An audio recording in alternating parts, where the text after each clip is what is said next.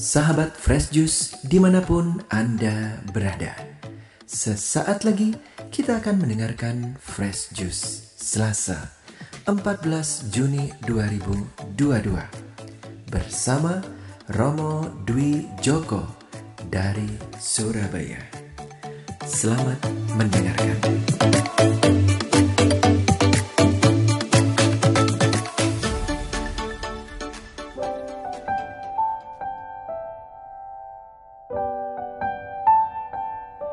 Para sahabat Fresh Juice yang terkasih, selamat pagi, selamat berjumpa kembali, salam damai dalam kasih Tuhan.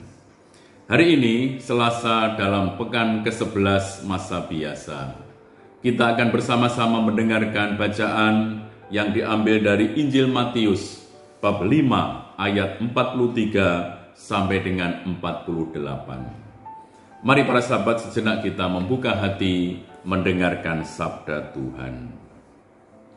Dalam khotbah di bukit, Yesus berkata, "Kalian telah mendengar bahwa disabdakan, kasihilah sesama manusia dan bencilah musuhmu.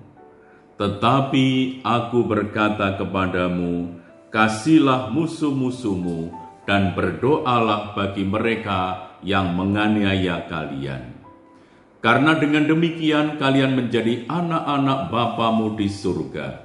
Sebab ia membuat mataharinya terbit bagi orang yang jahat dan juga bagi orang yang baik. Hujan pun diturunkannya bagi orang yang benar dan juga bagi orang yang tidak benar. Apabila kalian mengasihi orang yang mengasihi kalian, apakah upahmu? Bukankah pemungut cukai juga berbuat demikian? Dan apabila kalian hanya memberi salam kepada saudaramu saja, apakah lebihnya dari perbuatan orang lain?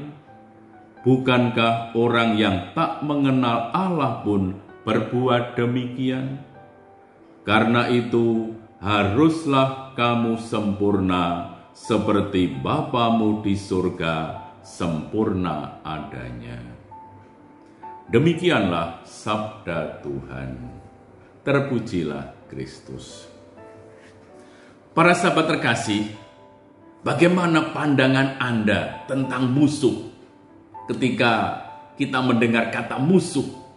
Ya, mungkin ada banyak pendapat, punya banyak pandangan.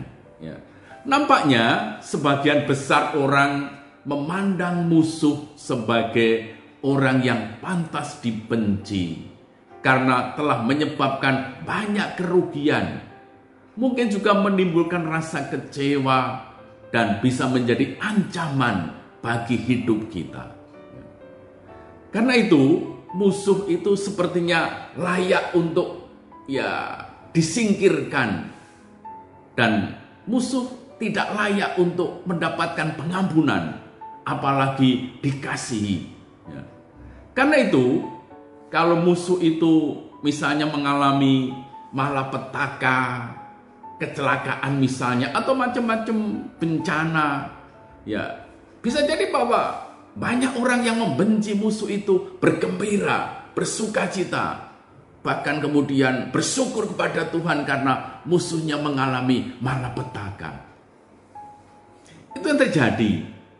Dan nampaknya bagi semua orang itu normal-normal, wajar-wajar demikian.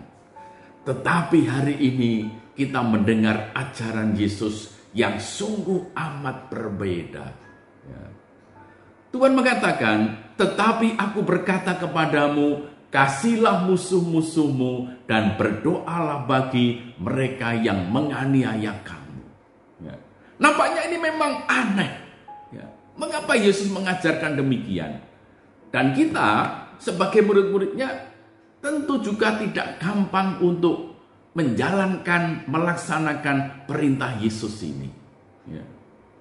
Ya mungkin untuk mengasihi sesama seperti diri kita sendiri mungkin masih oke-oke saja. Tetapi mengasihi musuh atau mengasihi orang yang membenci kita, yang telah melukai hati kita, sungguh ini sesuatu yang tidak mudah. Seorang penulis Kristen Alfred Plummer ya pernah menulis demikian. Membalas kebaikan dengan kejahatan berarti membiarkan iblis mempengaruhi hidup kita dengan kebencian, dengan iri dan dengki. Membalas kebaikan dengan kebaikan adalah sesuatu yang sangat manusiawi. Tetapi membalas kejahatan dengan kebaikan adalah sifat ilahi. Memang Allah itu senantiasa membalas kejahatan manusia dengan cinta kasih, dengan kebaikan yang tanpa batas. Ini sifat ilahi. Karena itu, ya bagi banyak orang tidak gampanglah untuk mengasihi musuh seperti hanya yang dibuat oleh Allah. Ya. Karena ya membalas kejahatan dengan kebaikan, ya, mengasihi musuh itu memang sifat ilahi, sifat Allah. Ini sebuah tindakan ilahi. Ya. Maka perintah Yesus ini apakah kita mampu untuk melaksanakannya? Ya. Para sahabat, mengasihi musuh dan berdoa bagi mereka yang telah menyakiti kita. Ini dikatakan Yesus menjadikan kita anak-anak Bapa. Ya. Kalau kita mampu untuk melaksanakan perintah ini, mengasihi musuh, mendoakan mereka yang menganiaya kita, kita akan menjadi anak-anak Bapa. Dan ini suatu ajaran yang sungguh luar biasa, yang membedakan kita, orang-orang yang percaya kepada Yesus, dengan orang-orang lain.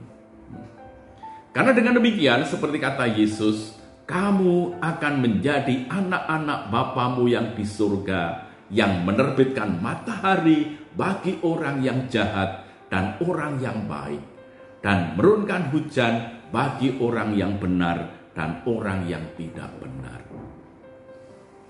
Para sahabat, mengasihi musuh tentu bertujuan untuk apa? Agar kita dapat mencerminkan kasih Allah kepada mereka yang kita benci. Karena Allah ingin agar kita juga memandang orang-orang yang kita benci, musuh-musuh kita itu, seperti Allah memandang mereka. Mereka adalah orang-orang yang tetap dikasih Allah dan yang terus membutuhkan belas kasih Allah. Sama seperti setiap kita membutuhkan belas kasih Allah itu. Sebagai anak-anak Allah, kita memang ya dituntut untuk berani mengasihi musuh-musuh kita. Ya. Dan kesatuan kita dengan Yesus tentu akan memampukan kita untuk mencintai musuh-musuh kita.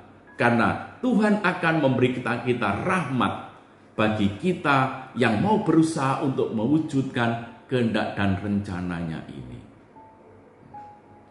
Ini memang sukar, tetapi ya perintah Yesus tentu saja ketika dia memberikan perintah, dia juga akan memberikan daya kekuatan, kemampuan bagi kita untuk mencintai musuh-musuh sebagaimana Bapa di surga mencintai semua orang.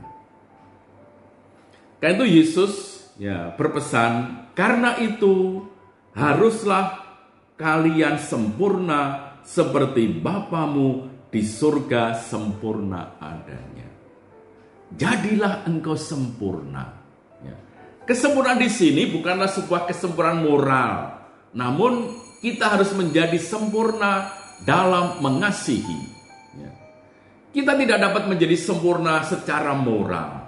Ya. Memang kita akan selalu mempunyai kelemahan-kelemahan. Ya.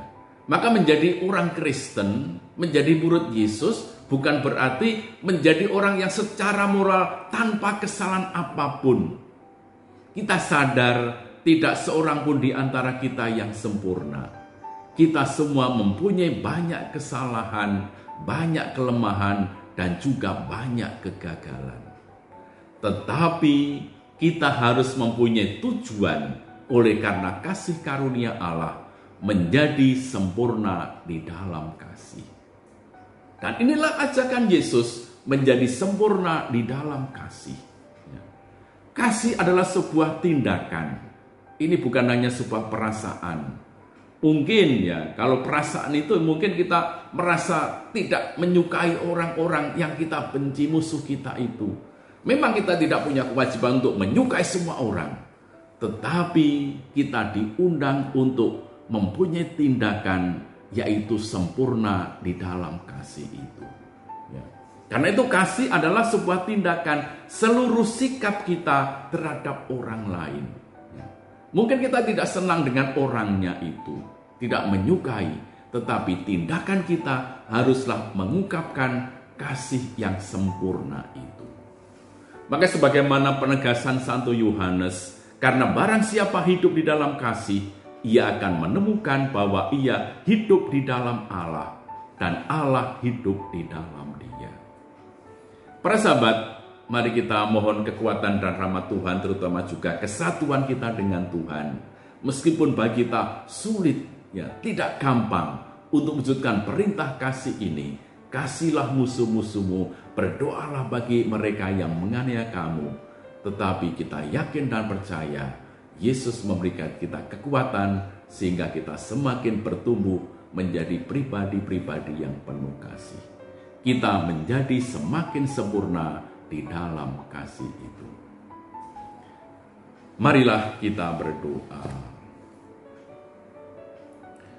Bapa yang ada di surga, Engkau memanggil kami kepada cinta kasih yang sempurna, sehingga sanggup mencintai musuh-musuh dan mendoakan mereka yang menganiaya kami.